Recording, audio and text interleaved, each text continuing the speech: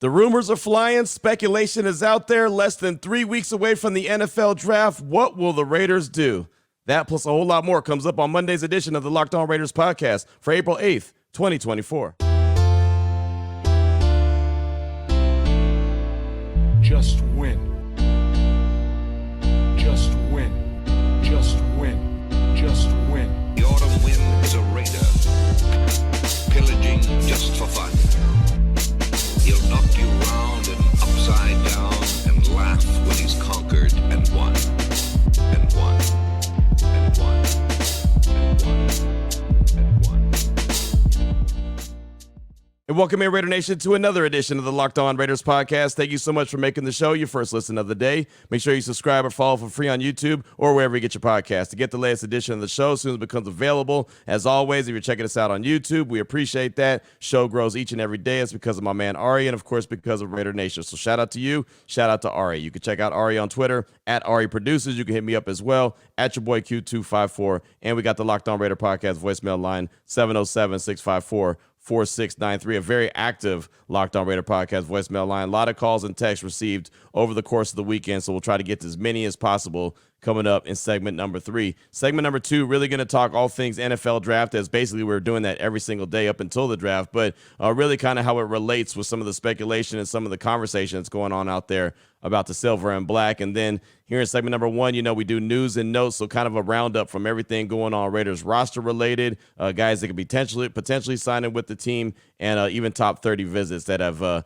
signed up with, or not signed with the Raiders, but top 30 visits who have checked in with the silver and black this draft season. So as you can tell, we're very active on this Monday. We'll jump right into it after we tell you about the title sponsor of the show, which is Gametime. Download the Gametime app, create an account, use the promo code LOCKEDONNFL for $20 off your first purchase. Of course, I'll tell you a lot more about them later on in the show. But off top, the Raiders made a roster move on Friday. Not a major move. They released DJ Fluker, guard DJ Fluker. So the one thing about that, and I've talked about DJ Fluker quite a bit here on the show because we've been focusing on the right side of that Raiders offensive line. And, well, now with DJ Fluker, not a guy that was guaranteed to make the team anyway, but, well, it just got a little bit thinner on the right side of that offensive line. Right now, currently on their depth chart, and I know it's April 8th, so it's not like it's a real depth chart, but it's Thayer Munford, Dalton Wagner, and Ben Brown. And that's it.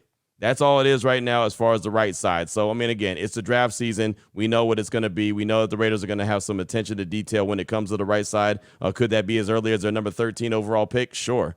Could that be later on in the draft? Sure. Could that be multiple times in the draft? Of course. And then, of course, undrafted free agents as well. But that right side of the Raiders offensive line definitely needs to be addressed right now. Again, on the depth chart, Thayer Munford, Dalton Wagner, Ben Brown. We know who Thayer Munford is. He's a former 7th-round pick out of Ohio State. Dalton Wagner was a guy that was an undrafted free agent, and Ben Brown has just been added to the roster. He's a guy that I look at as just, you know, really some depth at best. So not too much to look at the right side, so that obviously will come up. But DJ Fluker was released. That happened on Friday. Also, there's a report out right now, and I don't know how valid this report is, so I want to go ahead and preface it with that this is not something I'm saying, oh, this is going to happen, but there's a couple of reports that I saw over the weekend that it could be potentially happening. So, again, take it with a grain of salt, but former Ohio State and Gannon quarterback Corey Curtis, who visited with the Raiders on Friday or last week, I believe, they have a strong mutual interest in getting a deal done after his workout. And apparently they said that the two sides are going to speak again today,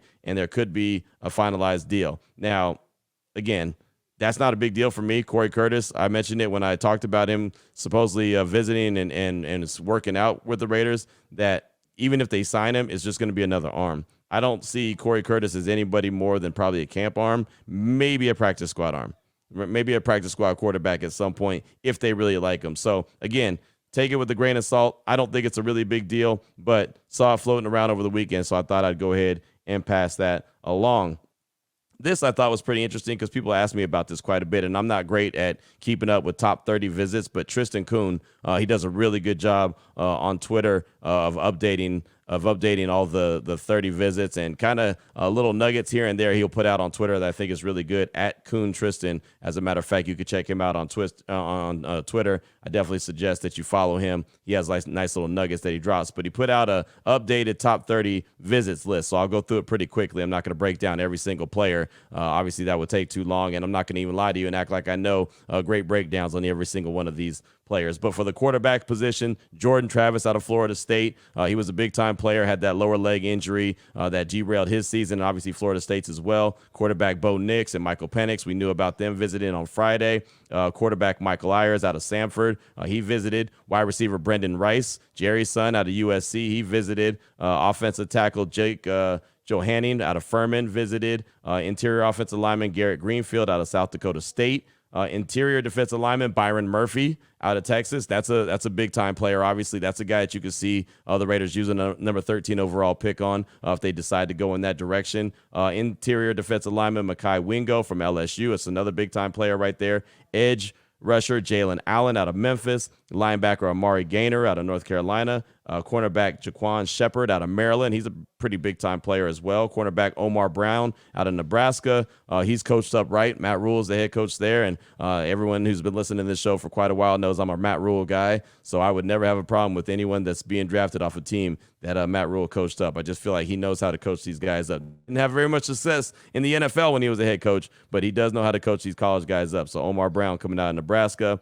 Also safety Trey Taylor out of Air Force, safety Julius Woods out of ECU, Georgia State offensive tackle Travis Glover, Mississippi State wide receiver Lidatrick Tulu Griffin, Michigan edge Braden McGregor, and Florida State defensive tackle Braden Fisk. So a nice list right there of top 30 visits. They'll continue to be updated, as they head into and go a little bit deeper into this draft process. Again, less than 3 weeks away from the opening round there in Detroit. Excited about that. But again, if you want to get a list that's kind of updated on the regular, I definitely suggest you checking out Tristan Kuhn on Twitter. He does a great job of updating these things. At Kuhn Tristan, Kuhn Tristan, Tristen on Twitter, and he drops really good nuggets from time to time, all things Raiders related. Finally, here in segment number 1 of today's Locked On Raiders podcast, kind of news and notes of the day. I played some audio, I think a week ago, maybe a week and a half ago. It was Devontae Adams on The Shop, and he was talking about just the team in general and the Raiders. And I can't remember, I think it was Jacoby Myers. He was talking about how he learns from Jacoby Myers. Well, there was another clip from The Shop, that podcast that's out. And, I don't mean to take a podcast and put it on a podcast, but I thought it was pretty good. A couple minutes of audio of Devontae Adams continuing to talk on that show. And he started addressing the Josh McDaniels and AP. And really, after you hear this, you'll hear that Devontae Adams had a lot of respect for Josh McDaniels, but it was just different once AP took over. Here's Devontae Adams from The Shop podcast. Check it out. I'm not a big, the coach. It was the coach. That's why the season was so horrible. It was just the coach. But sometimes in order for the team, the set players that you have in the locker room to realize and fulfill their full potential, you need somebody that they are willing to play for. You know what I mean? You've seen a difference.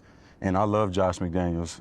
I personally, I was an advocate for him the whole time. And obviously it came to a point where it was clear that a change needed to be made, similar to the Patriots situation. But, I always backed him. But it was just different once we had made the change and AP was in there, having a guy that you don't necessarily have to play the game, but having played the game, you can kind of understand it different, and we can, you can sympathize with the players, the way you talk to them, whether it's the verbiage or the understanding that you approach your players with. You've seen that with AP immediately. So when you have guys that have lived it a little bit, you can unlock a little bit of something with a few players where you think that you need a new, end or a middle backer, whereas you might need a new coach in there that can really make that guy really do what he's supposed to do to play like the player he's supposed to be. And then that happened with a lot of guys. You thought that we needed to fill some gaps on defense, and maybe we could have in a few spots, but a couple guys started showing up out of nowhere, and we looked like one of the best defenses in the league. Of course, and that was because of the leadership he brought. It's a piece of that for sure. Speaking of AP, what did it feel like going through that process? Because it looked different from a fan standpoint, how you guys rallied around him. Yeah. I saw one of the players famously said, if he's out, I'm out, right? Yeah. And I thought... Yeah, who said that? That was Max. Yeah, Max, we was all kind of on the same, mental with that, because, and for me, and I know the Patriot way, these men go and hoist that trophy every other year, so they've really experienced real winning. So for me, like, I've never been a cigar in the locker room guy, like, you know, unless it's a Super Bowl. I haven't won one, but that's my idea of when that's the right time to do that. And, you know, we got a lot of backlash for the way that we were celebrating some of the wins on the back half of the season. And, you know, from the outside, maybe I would be saying the same thing, but being in that locker room and being a part of what we went through this year, unless you were in there and understood, then you maybe just won't get it, and you'll think that it's kind of crazy and we celebrating too soon and all of that. I was in the videos with him, and normally I'll be trying to hide to stay away from that stuff. I'm like, man, F that. Like, we deserve this because this is a new season for us right now, and right now we're doing pretty damn good. So I thought that was pretty cool. Right. Again, he wasn't disrespecting Josh McDaniels. He just was letting it be known that, you know, he was one of the supporters. But at some point they just knew, OK, there's got to be a change. It's got to go in a different direction. It's not getting done. And then just the difference that AP brought when he, came to the mix. And I thought that was a cool little breakdown. And anytime Devontae Adams talks, as I've learned over the last couple seasons, it's really great to listen. He's a fun guy to listen to because he'll take the time to break it down and tell you what's on his mind. And, you know, it's always like once a season where he might not talk at all. He might leave the locker room immediately. But, you know, when he does talk, which is most of the time, 99% of the time, it's really you get some good stuff from Devontae Adams. So I thought that was some good stuff right there. Coming up in segment number 2, going to continue to talk about the NFL draft. There's a couple, not rumors, I don't want to say that, but just some kind of conversation around the draft and what the Raiders could be looking at and, what quarterbacks might be in play for the Silver and Black. I'll explain all of that coming up in segment number 2 of today's Locked On Raiders podcast. Before I get to that, though, I do want to tell you about the title sponsor of the show, which is Gametime. Gametime is now an authorized ticket marketplace in Major League Baseball, which makes getting tickets even faster and easier. Prices on the Gametime app actually go down the closer it gets to first pitch. They have great last-minute deals, all-in prices. They have the views from your seat and their lowest price guarantee. Gametime takes the guesswork out of buying tickets. They have the last-minute deals. You can save up to 60% off buying last minute for sports, concerts, comedy, theater, whatever the case may be. They have zones where you can actually choose a section and let Gametime choose the seats. All-in pricing, seat views, the lowest price guarantee, Gametime ticket covers. They have everything that you need. It's a one-stop shop. Take the guesswork out of buying tickets with Gametime. Download the Gametime app, create an account, and use the promo code LOCKEDONNFL for $20 off your first purchase. Terms apply. Again, create an account, use the promo code LOCKEDONNFL. It's all one word, LOCKEDON NFL for $20 off. Download the Gametime app today. Last-minute tickets, lowest price guaranteed. All right, Raider Nation, here we go. Segment number 2 of today's Locked On Raiders podcast. Want to continue talking all things NFL draft because, well, that's what season it is, right? And so as I was going through a lot of different things over the weekend, just kind of going through Twitter, trying to get some information, listening to these different shows that are out there, I stumbled upon a couple things that I thought would be interesting to bring to the show. So first, and I really respect this guy, Daniel Jeremiah from NFL Network on Twitter at Move the Sticks. He tweeted this out over the weekend. The top of this draft could turn in so many different directions. So many scenarios to pour through. Here's a fun one. He has Chicago picking 1, Washington picking 2, the Raiders moving up to number 3, trading with obviously the Patriots, and then the Cardinals at 4 and the Chargers at 5. So he says Caleb Williams to Chicago, Drake May to Washington, and the Raiders selecting Daniels, and then Marvin Harrison Jr., number 4, and then Joe Alt, number 5, to the Chargers. And the reason I bring that up is because Daniel Jeremiah is a guy that talks to a lot of people around the league, right? It's not like he's just sitting in his mom's basement. He's like, well, what can I come up with today? I know. I got a great scenario. Let's see the Raiders trade up to number 3. And again, I'm not saying that this is something that's going to happen, but there has been a lot of conversation around the Patriots and trading out of that number 3 spot. Again, I've been told that the Raiders, if they want Jaden Daniels, they're going to have to get up to number 2. But again, I'm just passing along the information. I'm just being the weatherman, right? I'm letting you know that, yeah, it was cold. It was cold on Friday, but it's going to be sunny the rest of this week, right? I mean, that's all I'm letting you know, right? The sun is coming out, so you take that information and you do what you want with it. But I just thought that was kind of interesting from Daniel Jeremiah, the way that he just put that out. The top of this draft could turn in so many different directions, and he's not wrong because it can, right? I mean, the Raiders could end up finding a way to trade, with Washington, get up to number 2. They could find a way to trade at number 3 with the Patriots. Minnesota's obviously going to have something to say about it. Other teams like Denver could have something to say about it. There's a lot of different teams that can shake up what this draft looks like. I mean, even as I'm putting together the ultimate mock draft on my radio show, I keep taking into account, these players, I feel comfortable where they're being selected, but I just feel like these teams it's going to be a lot of trading. And it's funny, when I say that, we almost every year anticipate, for one reason or the other, some trades. And then all of a sudden these teams get on the board and it's like, boom, they pick, boom, they pick, boom, they pick. It's like, wait, hold on. I thought there was going to be a bunch of trades. And again, doesn't mean that they're not going to be, but it feels like more times than not, we start to get ourselves fixated that there's going to be some trades and then there's not. But this year of all years, with all the teams that need quarterbacks, I mean, again, I mentioned Minnesota.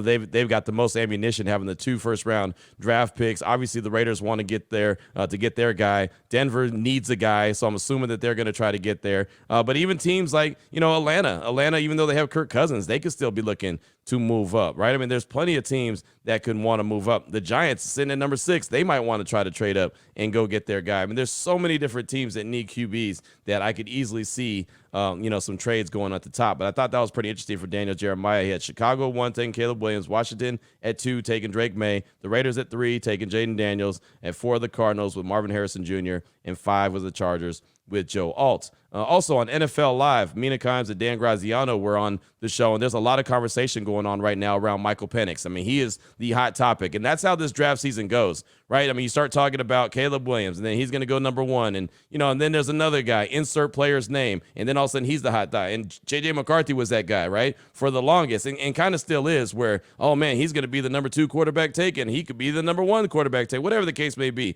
right? I mean, all of a sudden he got hot. Now it feels like it's Michael Penix's time to really shine and get hot. I think Jaden Daniels had his moment probably around the combine, even though he didn't work out. I feel like he still had his moment around then. But right now, it's all about Michael Penix. So here's Mina Kimes and Dan Graziano on NFL Live. And this is Mina Kimes talking about where she sees Penix as a fit, what team she sees him as a fit with. Where would you have Penix? What do you think is the best fit for him, if not Atlanta? I really like the idea of Michael Penix Jr. on the Las Vegas Raiders for a few reasons. One, for him, doesn't make sense to me to draft him and then sit him for a couple of years, not just because he is an older prospect, but I think he is the kind of player who has obviously played a lot of football and come in and compete immediately. And that's what the Las Vegas Raiders, with their current quarterback group, Aiden O'Connell and Gardner Minshew, need, is someone who can come in and compete for that starting job. I think it's a good personnel fit as well. Raiders' offensive line isn't the strength of the team, but Michael Penix Jr. actually had the lowest pressure to sack rate of any of the top prospects in football. Not the most mobile, but a lot of that was because he has a quick release. He can make throws from unconventional arm angles. And then when you look at this Raiders receiver group, Devontae Adams, Jacoby Myers, they're kind of eerily similar to the players he was working with at Washington, with Adams being your Rome Odunze and Myers being your Jalen Polk underneath. It's just easy for me to imagine him throwing beautiful back shoulder fades to Devontae Adams because we have proof of concept from his UW days. So I would really like, I don't know about at pick 13, but I would really like him at that particular destination. Yeah. So obviously you knew that it was going to be the Raiders. I mean, that's why I brought it to the table. But it was interesting what she said at the end, right? I'm talking about, I don't know if at 13, but I could see him with that organization. And, I like how she brought up Devontae Adams and Jacoby Myers and how those wide receivers are very similar to what he had in Washington. I thought that was a good, kind of illustration and a good breakdown from Mina. And I really respect what she has to say. And, again, right now, Michael Penix Jr. feels like the flavor of the month, right? He feels like the flavor of Kool-Aid that everybody wants. And apparently it's grape, right? I mean, apparently that's what it is. But he's hot right now. Now, again, there's less than 3 weeks before the draft, so who's going to be real hot at the end of the day? When are we going to find out? Well, similar to going back to when Baker Mayfield was drafted number 1 overall, he didn't get hot until the last minute, right? I mean, literally before the draft happened. I remember being in Arlington, Texas, at AT&T Jerry's World, right? And I remember doing a radio hit with my guy Christopher Gabriel from ESPN in Fresno, and he doesn't even work there anymore, but he was there at the time, and I was in AT&T Stadium. He's like, "All right, Q, we've been hearing that Baker Mayfield's going to go number 1 overall. You're there. What are you feeling?" I was like, man, I know we're hearing it, but it just seems like it popped up so late. I don't know. Like, I still, at that point, wasn't in belief that he was going to get selected number 1 overall until he actually got selected number 1 overall. So somebody else will take the spotlight for the next, couple weeks. It might be Michael Penix's week, the rest of this week. Who knows? But getting down to the wire, somebody's name's going to pop. And hopefully by then, some teams have done some trading, some moving and shaking, because there hasn't been any of that happen either. And then I wanted to pass this along, and I hate to see this, and this is about Texas defensive tackle T'Vondre Sweat. He was arrested early on Sunday morning and got a DWI. And I hate that because, one, T'Vondre Sweat is a hell of a player. He's already a guy, and this is from Dane Brugler on The Athletic. He's already a guy that, one, is a big dude. I mean, just a monster dude. He's a guy that I've kind of mocked a couple times, even when I've done these different mock draft simulators. I've gone through and I've drafted him a little bit later for the Raiders.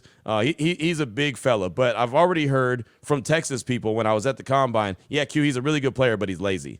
And then you find out 3 weeks ahead of the draft that he gets a DWI. Now, is that the end of the world? No, of course not. But I mean, just you would think that 3 weeks away from the draft, it's basically like this is your most important interview process going on right now. Now is the time you don't want to do anything wrong. You don't want to give any teams any reason to say, yeah, we were kind of on the fence with this guy, but now we're not on the fence anymore. And this is from Dane Brugler on Twitter. According to a team source, Sweat has been upfront with NFL teams about his partying as an underclassman and made it a point of emphasis in his interviews that was all in the past. Obviously, the incident 3 weeks from the NFL draft won't help answer any of those concerns with teams. So if they're already in the meetings asking him, hey, dude, we hear you're a party guy. That's what you do. You party, party, party. That's what you did at UT. And look, as a guy that lived in Texas for a long time, I understand, right? I mean, he's right there in Austin. I get it. I get the party scene, right? I mean, he's got 6th Street right there. And I guarantee you that 6th Street ain't quite what it used to be, but he's got all kind of different options. So I get the party. But again, 3 weeks out from the draft, right now is when you want to do everything right. Right now is when you want to be on your A game. Now, after you get drafted, after you sign your contract, if you may slip back into some of your ways, okay, that's fine. But right now, you've got to ace this process. And there's just, again, there's just issues that you don't want to pop up. And that's one for T'Vondre Sweat. And that's unfortunate. Again, he's a guy that people from UT literally told me at the Combine, great player, lazy. So that's already a knock. And then, the partying is an issue as well. And now he gets arrested for a DWI on Sunday morning. So that's just something that he's going to have to deal with, something he'll have to explain to the different teams that he talks to. Again, it's not going to stop him from getting drafted. It's not the end of the world. The good thing is, nobody got hurt. He didn't get hurt. No one else got hurt, according to reports. So that's great, but just less than ideal for the young man that, his life is going to change in about 3 weeks in Detroit. But there's that. So that's what I got for you with segment number 2. Just wanted to continue to talk a little NFL draft as it could relate to the silver and black. Mina Kimes and Dan Graziano talking on NFL Live about Michael Penix potentially being a Raider. T'Vondre Sweat, a guy that I thought could be a Raider drafted in the later round. He's going to be at least a second, maybe a third round guy. And then, of course, Daniel Jeremiah talking about a shakeup at the top of the draft with the Raiders being there at the number 3 spot, trading with the New England Patriots. Coming up in segment number 3, your calls and texts. Draft that Locked On Raider podcast voicemail line, 707-654-4693. Before we get to that, though, I do want to tell you about one of the great sponsors here on the show, and that is BetterHelp. A lot of us spend our lives wishing we had more time. Ain't that the truth? I do it all the time. And it's one of those questions that you have. Time for what? If time was unlimited, how would you use it? Have you ever thought about that? Like if time was not a question, how would you use it? The best way to squeeze the special thing into your schedule is to know what's important to you and make it a priority. Therapy can help you find what matters to you so you can do more of it. If you're ever thinking of starting therapy, you should give BetterHelp a try. It's entirely online. It's convenient. It's designed to be convenient, flexible, and suited to your schedule. All you got to do is fill out a brief questionnaire, get matched up with a licensed therapist, and you can switch therapists anytime for no additional charge. Learn to make time for what makes you happy with BetterHelp. Visit BetterHelp.com/LockedOn today to get 10% off your first month. That's BetterHelp, HELP.com/LockedOn. Here we go, Raider Nation. Segment number 3 of today's Locked On Raiders podcast. Your calls and texts. Draft that Locked On Raider podcast voicemail line, 707-654-4693. Let's start off with CB in the 925. That's Antioch, California. He's calling to talk about the top of the draft when it comes to the quarterbacks and shares his theory with us. Here he is, CB in the 925. Hey, yo, Q. This is CB from the 925, Antioch, California. I want to tell you, I love your show, man. I got a theory. This is kind of my conspiracy theory. A lot of people aren't going to like it, but it's much different than from what we're talking about. Listen, these teams that are in the top 2, they are desperate for a starter now. They need a guy that can come in immediately and start. Drake May is not that guy. He is a project. He's got footwork he needs to work on. he's a physical freak. He's a big kid, but he's not going to start immediately.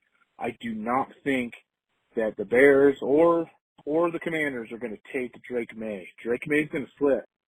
So like you said, you got to go to 2 to get Jaden Daniels. I just don't think it's going to happen. But here's my thing. Drake May is Justin Herbert 2.0. Justin Herbert on steroids. If Drake May slips, Telesco's foaming off the mouth for that kid. Telesco is going to go and get him. And we have the stability in AOC and Gardner Minshew to let a Drake May sit and learn the offense and not come in immediately. You know, unfortunately, we're a little too impatient as fans.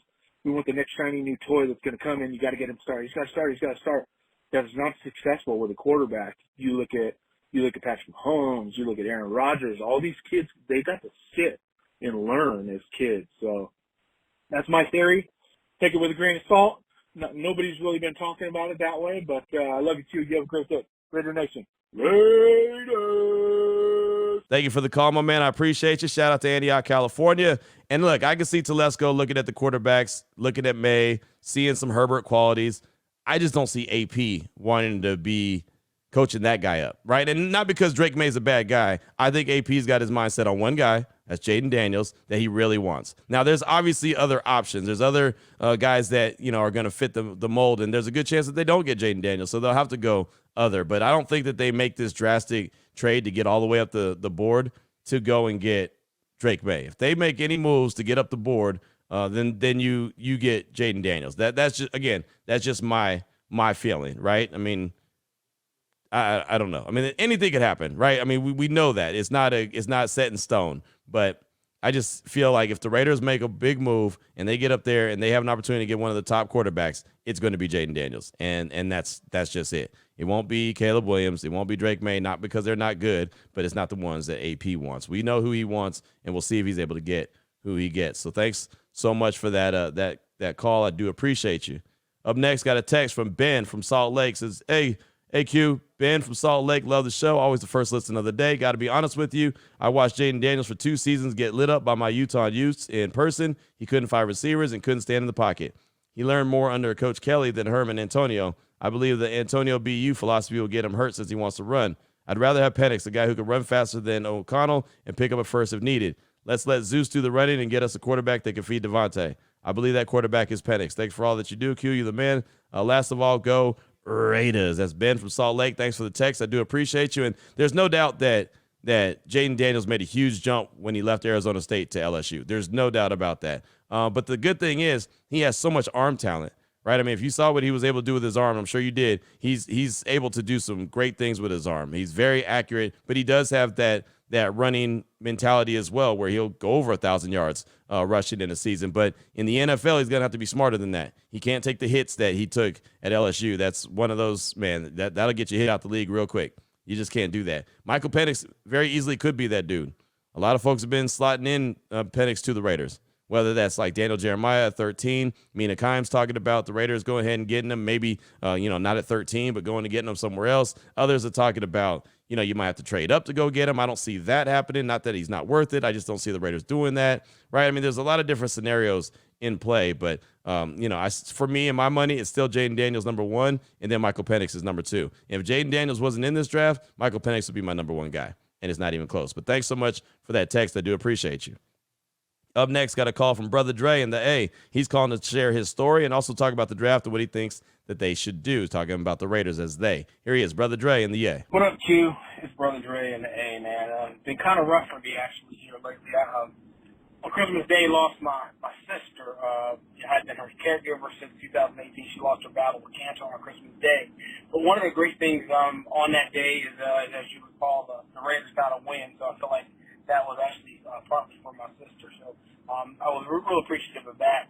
But here on March the 15th, ended up losing my father. On the next day, March 16th, I ended up having a cousin who committed suicide. And then on March 28th, my mother's sister died. So it's been kind of a rough time for me here. But again, just the idea of the Raiders doing well is something that I look forward to, because I look forward to some good news here after having this rough stretch for sure. But one reason for my call today is really when it comes to the draft, what I really think needs to happen, and I kind of was thinking about it, we certainly need to get ahead of the Denver Broncos. And really, in order to do that, I think a good trade partner would be, if possible, the Chicago Bears. They already got the number 1 pick. They'll be obviously taking a quarterback with that number 1 pick. So why not trade with them, get up to number 9, and essentially, I'm just saying, whoever's there, hopefully Michael Penix. If we're really serious about getting Penix at this point, it looks like we're going to have to probably go up to get him anyway. If Jake Daniels drops, obviously that would be the number 1 choice. But I think that makes a lot of sense.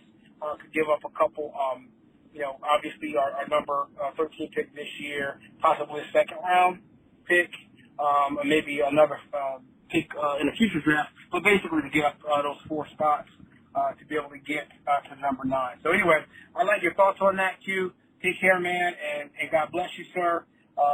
Again, this is Brother Dre and the A.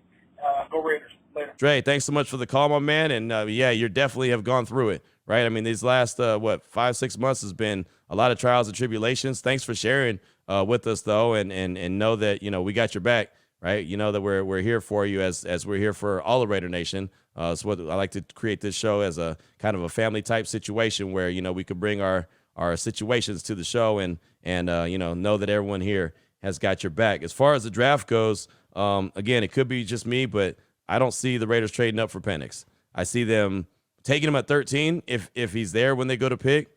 I see them maybe trading up to the back end of the first round to go get him.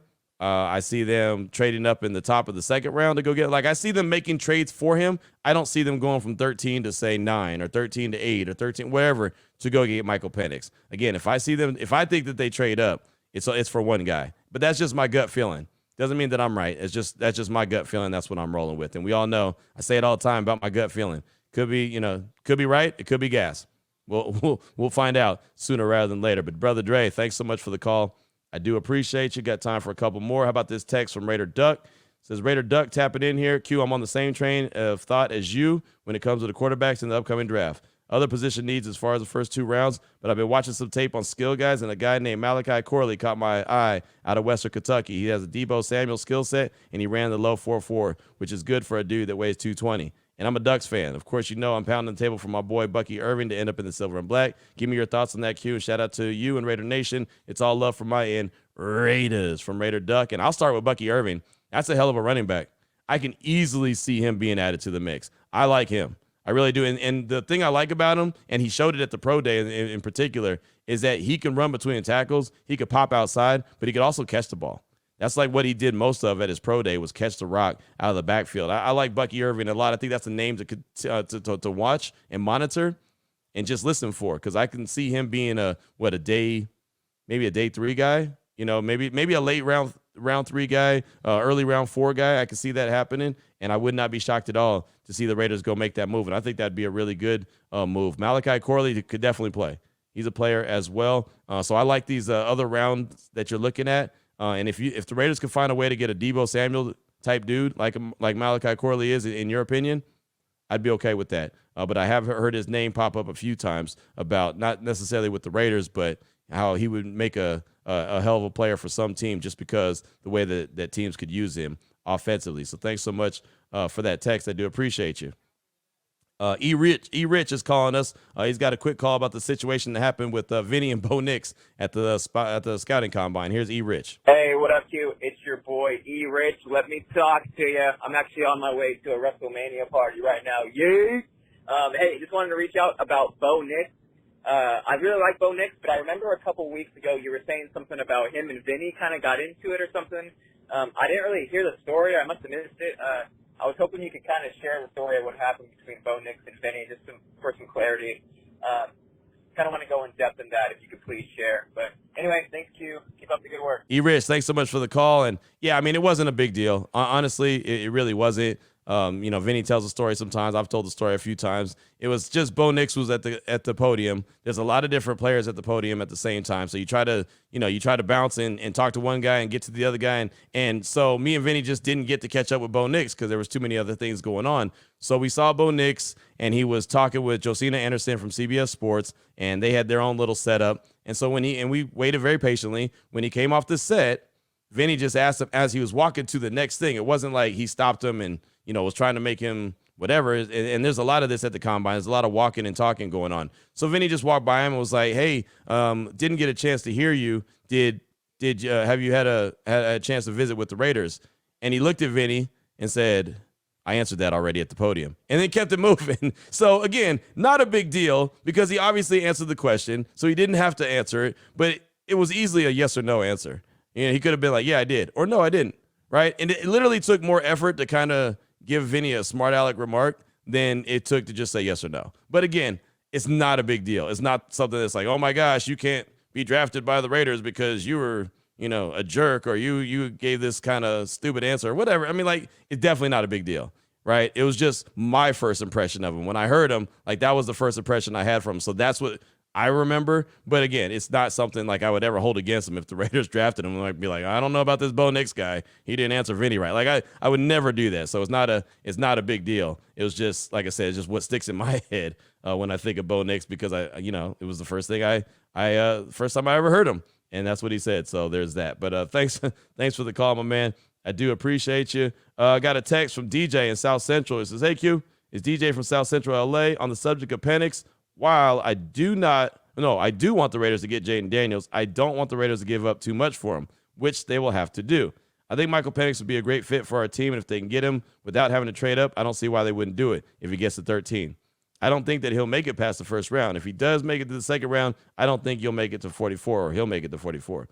As far as injury history, like I heard you say, those injuries were in Indiana. The last 2 seasons he's been healthy, and his combine medicals were good. There are players who have never had major injuries in college but can get hurt the first day of training camp or the first game of the season. It's football. There's a chance that anybody gets hurt at any time. We can have what could be a future franchise quarterback and also draft some key positions at the offensive line. Just my opinion. Keep doing what you're doing. Love the podcast.